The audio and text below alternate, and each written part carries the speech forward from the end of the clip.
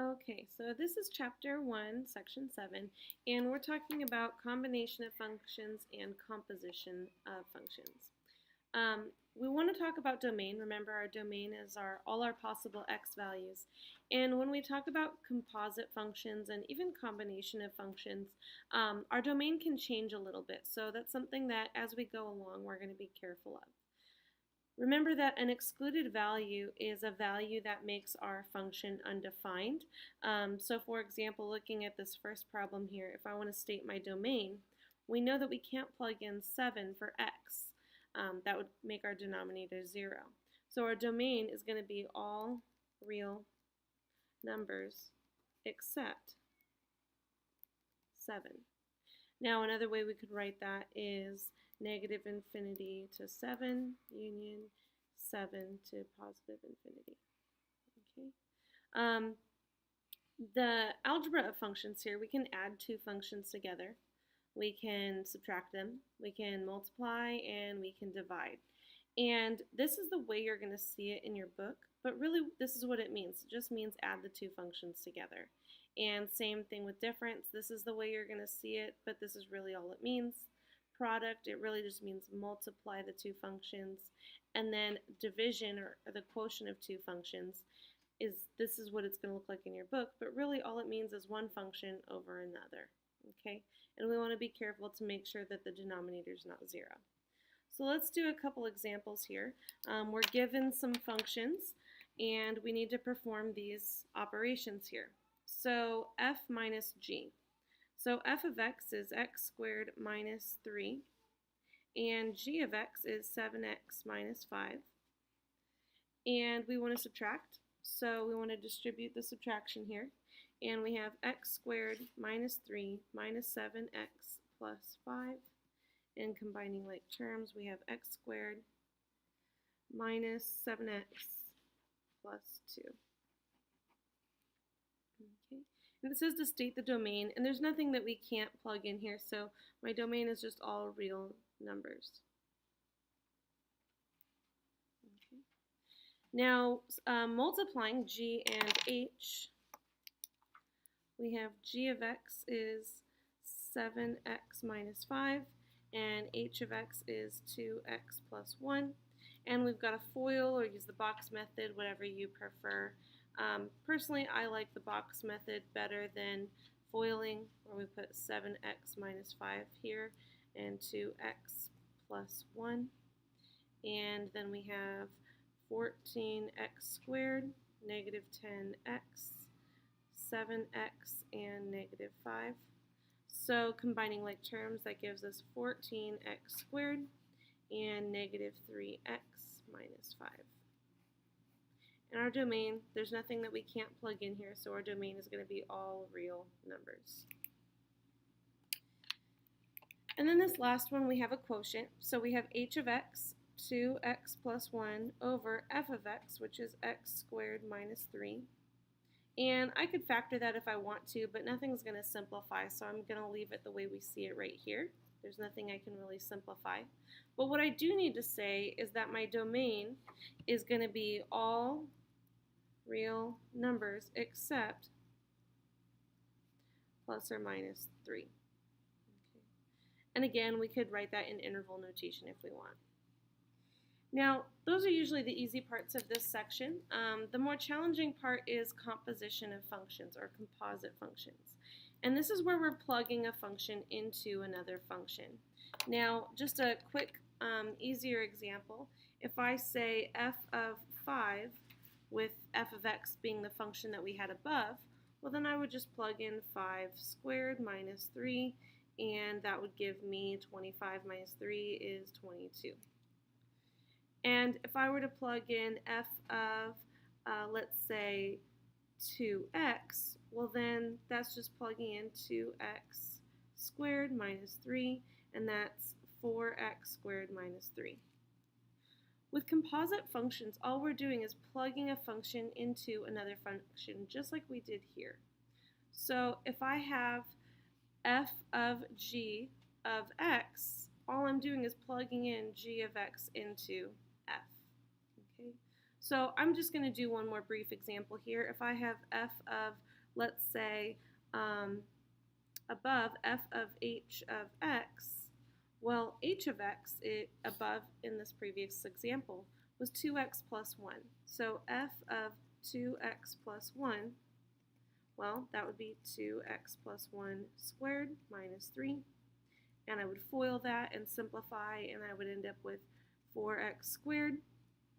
And we'd have plus 4x plus 1 minus 3, and 4x squared plus 4x minus 2. Okay, so let's go ahead and get into some examples on the next page.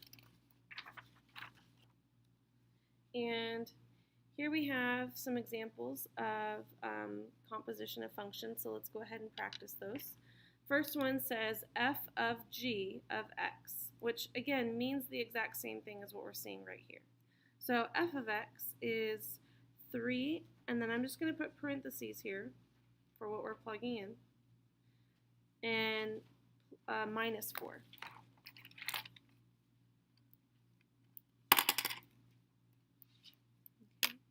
And then inside we have g of x. That's going on the inside, and that's this function right here. So x squared minus 2x plus 6. So all I've got to do now is simplify this. 3 being distributed in here, we get 3x squared minus 6x plus 18 minus 4, and that gives us 3x squared minus 6x plus 14. Now, composition of functions is a concept that in calculus we will actually end up doing backwards, and we'll be looking at what function was plugged into another function. So this is something that we want to become really familiar with. Going on to the next example, we have g of f of x. Now I've switched the order here of f and g, and it's going to give me a different answer. So I have g of f of x. And now f of x is on the inside. So g is x squared minus 2x plus 6. And notice that with the outside function g, I'm not writing any x's. I've completely gotten rid of my variable, and I'm just setting up parentheses for me to plug in f of x. Well, f of x is 3x minus 4. And now I've got to multiply, so I'm foiling out here and distributing my minus 2, and I get 9x squared minus 24x plus 16 minus 6x minus or plus 8 plus 6. And then just combining like terms, I have 9x squared, and I have minus 24, and minus 6 is minus 30x.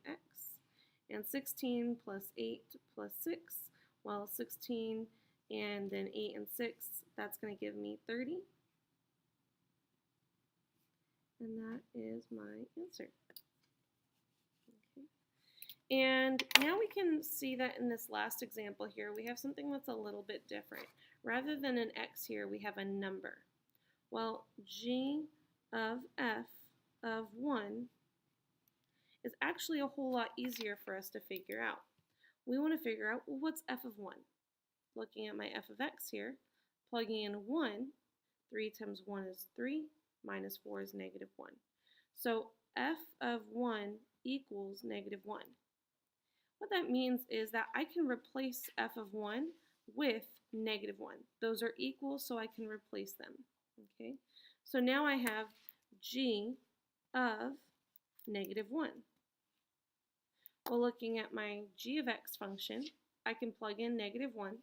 Negative 1 squared is 1. Minus 2 times negative 1 plus 6. And so negative times a negative is a positive. 1 plus 2 is 3, plus 6 is 9. Okay. Now the next example starts to ask us about the domain of the function. Okay. So looking at this next example, we have f of x and we have g of x, and we can find f of g of x, and then we want to state the domain. Okay. So f of g of x is going to be 2 over whatever my x is minus 1. And then I'm plugging in my g. Okay. So that would be 3 over x. Okay. And now I want to go ahead and simplify this as best as I can. Right now I have two terms in the denominator, and I'd like to create a common denominator if I can. So if I multiply this one by x over x, that'll give me a common denominator. So now I have 2 over 3 over x minus x over x, which is 2 over 3 minus x over x. And remember that dividing is really just multiplying by the reciprocal. So we have 2, or 2 over 1, times the reciprocal of this bottom. So x over 3 minus x.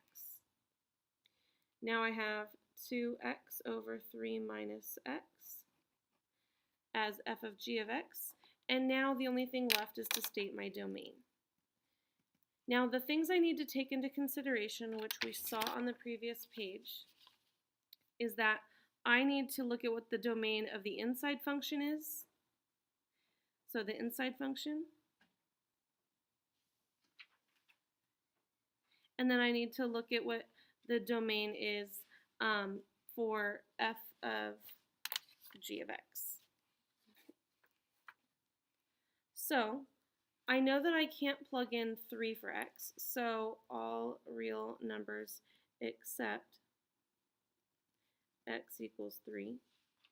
And I know from my inside function that x can also not equal 0. So it also cannot equal 0. And so that's my domain, all real numbers except for these two. Now it doesn't matter what my domain is of my outside function. Okay, so we want to make sure that we don't have to exclude x equals 1. Okay. Now sometimes we're given the task of decomposing the functions. So they're already put together and we want to pull them apart. Okay, so our example here says express h of x as a composition of two functions. So we want to look for what the inside function is and what the outside function is. And this is actually a lot easier than what we've been doing.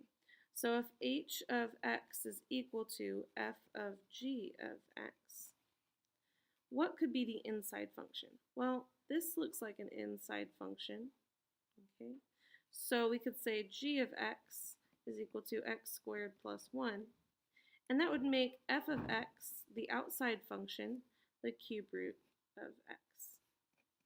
And that's what we'll be doing more in calculus, but this is a skill you want to make sure that you have down. And that is the end of section 7. If you have questions when you come to class, just go ahead and ask.